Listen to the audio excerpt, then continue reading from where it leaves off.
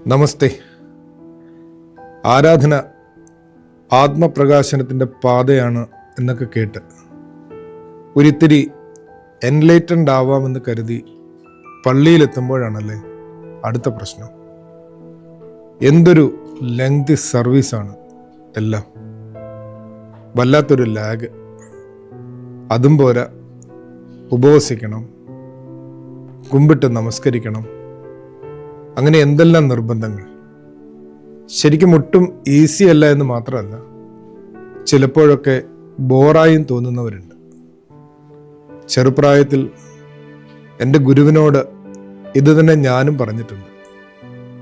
ഇത്രയും ദീർഘമായി പ്രാർത്ഥിക്കുമ്പോൾ വിരസമാകുന്നു എന്നല്ല പറഞ്ഞത്, എനിക്ക് കോൺസെൻട്രേഷൻ കിട്ടുന്നില്ല എന്നാണ്.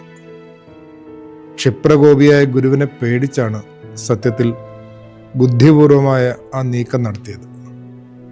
ഒരു ചെറിയ പുഞ്ചിരിയോടെയാണ് അദ്ദേഹം മറുപടി പറഞ്ഞത്. ആദ്യം നീ കഴുതയെ കൊണ്ടുവരിക, ഉടമസ്ഥൻ പിന്നാലെ വരും. ശരീരമാണത്രേ കഴുത, മനസ്സ് യജമാനനും. Mastering the mind, no mind, never mind എന്നൊക്കെ വായിക്കുന്നത് പിന്നെ എത്ര കാലം കഴിഞ്ഞാണ്.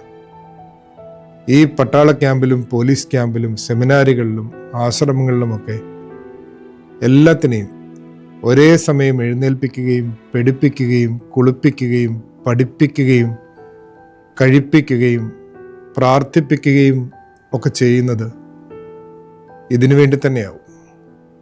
ഫിസിക്കൽ ട്രെയിനിങ്ങിലൂടെ ഒരു metaphysical training. The mountain of silence എന്ന പുസ്തകത്തിൽ ഫാദർ മാക്സിമസിനോട് എഴുത്തുകാരൻ്റെ ചോദ്യവും ഇതുതന്നെയായിരുന്നു. എന്തുകൊണ്ടാണ് നിങ്ങളുടെ പ്രാർത്ഥനകൾ ഇത്രയും ദീർഘമായിരിക്കുന്നത്? ഒറ്റ വരിയാണ് ഉത്തരം: it takes time to bake the bread.